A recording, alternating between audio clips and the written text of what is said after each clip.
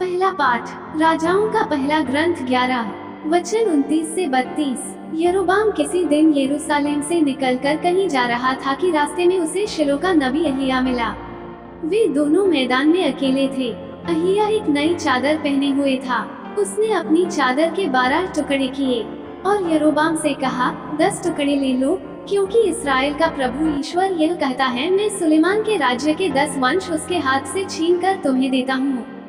मेरे सेवक दाऊद और उस यरूशलेम के कारण जिसे मैंने इस्राएल के सब वंशों में से चुना था, वह एक ही वंश रख सकता है। इस प्रकार इस्राएल दाऊद के घराने से अलग हो गया और आज तक ऐसा ही है।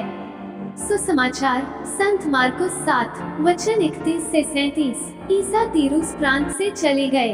वे सिदोन होकर और देकापोलिस प्रांत पार कर गलीलिया के समुद्र के पास पहुँचे।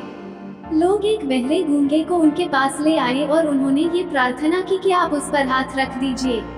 ईसा ने उसे भीड़ से अलग एकांत में ले जाकर उसके कानों में अपनी उंगलियां डाल दी और उसकी जीभ पर अपना थूक लगाया।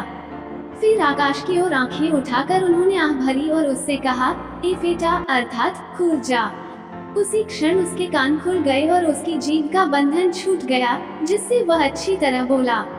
ईसा ने लोगों को आदेश दिया कि वे यह बात किसी से नहीं कहें, परंतु वे जितना ही मना करते थे, लोग उतना ही इसका प्रचार करते थे। लोगों के आश्चर्य की सीमा न रही। वे कहते थे, वे जो कुछ करते हैं अच्छा ही करते हैं। वे बहरों को कान और गूंगों को वाणी देते हैं। मनन चिंतन। आज के सुसमाचार में हम यीशु की करुणा और चंगा करने वाले स्पर्श का एक शक्तिशाली प्रदर्शन देखते हैं। एक बहरा आदमी जिसकी बोलने में अड़चन थी, यीशु के पास लाया जाता है और हमारे प्रभु उसे अलग ले जाते हैं, भीड़ से दूर। ये कार्य व्यक्तिगत इशारा हमें ईश्वर के साथ हमारे संबंध में व्यक्तिगत ध्यान के महत्व को सिखाता है। जब यीशु उस आदमी के कानों में अपनी उंगलियां डालते हैं और लार से उसकी जीभ को छूते हैं, तो एक गहरा संबंध स्थापित होता है। ये शारीरिक मुलाकात हमें ये बताती है कि जब हम यीशु को अपने जीवन के घायल हिस्सों को स्पर्श करने की अनुमति देते हैं, तब गहरी चंगाई होती है।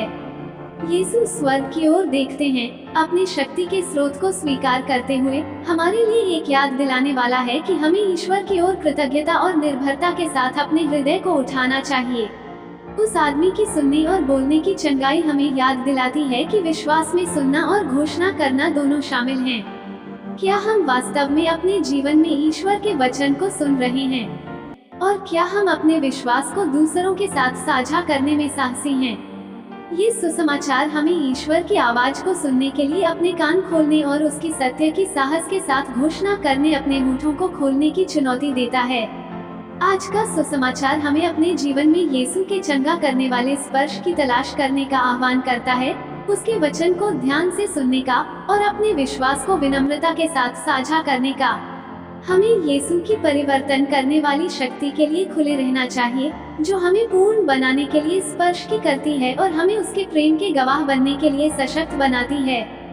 हमारी इच्छा है कि हमारी यीशु के साथ मुलाकातें हमारा विश्वास गहरा करें और हमें उस गहरी चंगाई का अनुभव कराएं जो वह कृपापूर्वक प्रदान करता है।